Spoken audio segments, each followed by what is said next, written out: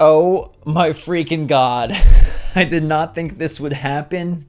I did not think we'd be talking about this.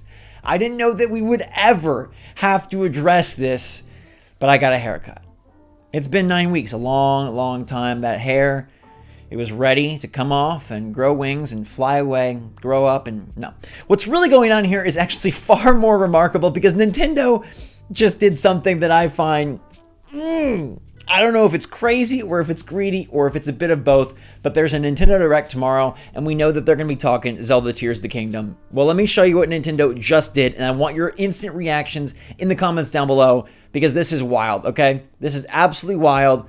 Bam. The Legend of Zelda Tears of the Kingdom is a $70 video game.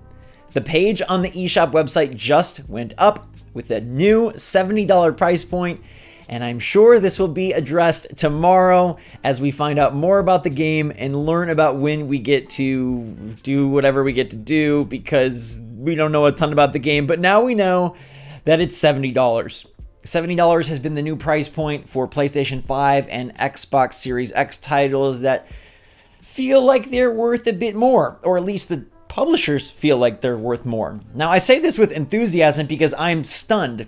But in reality, this isn't a good thing. In my mind, there's only one way this is a good thing, and we'll get to that later. But right now, let's just say Nintendo looks to be being very greedy. They've charged $60 for every Switch game for the last 5 to 6 years. They just sold 20 million copies of Pokemon Scarlet and Violet in 6 weeks.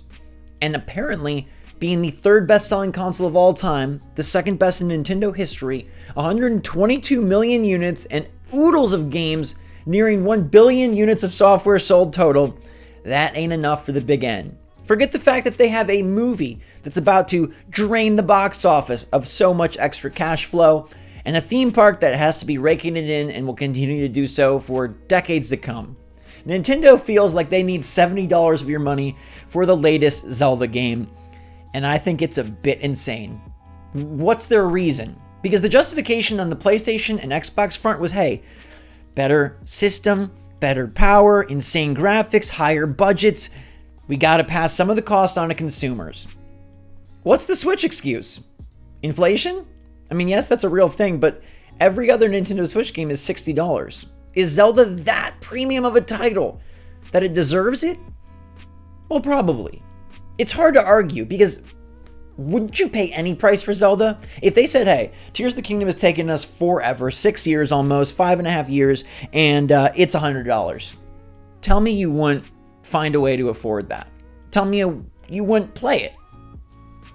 Nintendo kind of knows they have us in their pocket, and they can do whatever they want with their ace. This is their obvious ace, and it has been since the first game came out. As soon as the next day hit, we were like, okay, the sequel to this is the biggest game release on the Switch.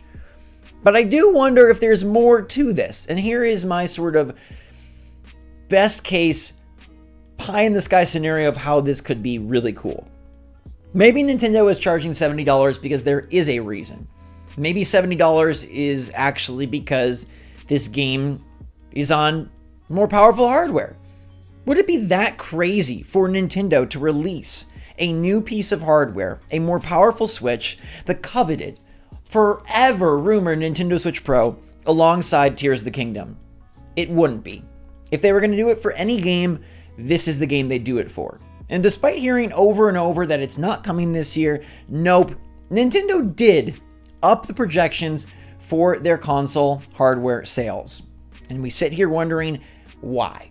Why would they raise when they don't have anything crazy going on? They've got a Zelda, but we've heard rumored they don't have a huge lineup outside of Zelda. And now they're going to try and charge you $70, and they think that's somehow going to sell more Switches? $70 seems like a reactive move if things weren't going great. Or I guess if things are going too great. This is one of two things. Nintendo either seizing the moment to suck as much out of our wallets as they possibly can, or Nintendo about to blow us away. I remind you that when we look at a Zelda game, the past 3 have indicated a new platform. We've had split launches for at least 3 Zeldas. Breath of the Wild, Skyward Sword, and Twilight Princess were all split releases. GameCube Wii, Wii U, Wii U Switch.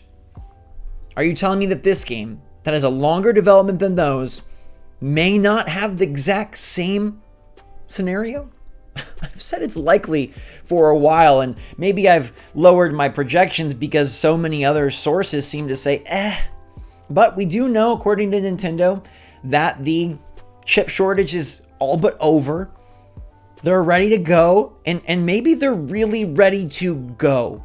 Maybe they're really ready to go with a brand new system that can help justify this $70 price point. Because if they do not have new hardware, I think this is a very dark move.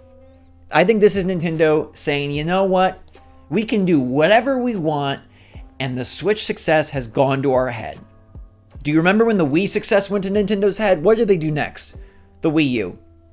Now, I'm not predicting a Wii U after the Switch, not that scenario exactly, but Nintendo getting big-headed, getting extra bravado, getting overconfident, and losing sight of what built the Switch so strong in the first place. A commitment to the player, delivering regular monthly releases that were all excellent, and bringing so many things that fans wanted to the forefront. The biggest, best Zelda, a region-free console, Mario like never before. They brought back old franchises, they incorporated new IP, and they delivered over and over and over with the mindset that, hey, we're the underdog again. The Wii U stunk, and we have to prove ourselves. They proved themselves to indie companies. They proved themselves to at least a good chunk of third parties. They built this system from the ground up, and they delivered something truly remarkable. With their backs against the wall, Nintendo performed at an apex level. And now with 122 million units sold, 20 million copies of Pokemon in 6 weeks, I worry that Apex Predator Nintendo is getting a little bit grumbly in the tummy. They're getting a little bit chubby over there. They've had so much honey that they're kind of, they're not thinking so clearly. They're thinking $70 Legend of Zelda Tears of the Kingdom. And maybe this game is just so masterful and so much bigger than ever before that, hey, maybe they can convince us. But I'm telling you, this direct showing of Tears of the Kingdom better blow our socks off. It better blow our underwear off too. Because $70 for no other reason except, hey, we can? That's not cool, Nintendo. That's not cool at all. I don't like that. I don't respect that. And I hope that's not the case. I pray that there's new hardware. I think that would be the most exciting thing and something many Switch fans, myself included, have asked for a very long time. A hardware power boost. If not, what the heck is hiding behind the Tears of the Kingdom that justifies $70? Because if it's inflation, oops. And if every single Switch game somehow goes to $70 now, even bigger oops. Because Zelda, it's Zelda. It sucks, but it's Zelda. They can fool us once. Shame on us, but fool us twice?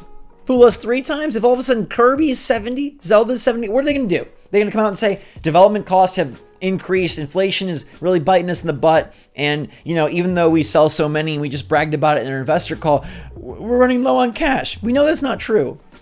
This move will be viewed horribly if there's not a good reason, and I'm really worried that there's not a good reason. Do you think there's a good reason? Or do you think this is Nintendo being Nintendo, and sometimes Nintendo gets full of themselves, and sometimes Nintendo makes big missteps? There's no graphical improvement. There's no new system. There's no significant reason to add $10 to each video game sale, except they can. We'll have to wait and see. I hope tomorrow brings clarity, but it might not. We might not find out the truth behind this for some time, but we'll definitely know before May 12th. That's when Tears of the Kingdom comes out, and that's when you'll be paying $70. The first Nintendo game ever. Well, the first Nintendo Switch game. Pretty sure I paid $70 for Pokemon Stadium back in the day when cartridges were at a premium, and places like Funko-Land could charge exorbitant amounts. Carts were expensive. Now carts are tiny, and apparently they're expensive again. Fill me in with your thoughts. Have at it. Rant on Nintendo in the comments down below, everybody. Thanks so much for watching. I love you lots.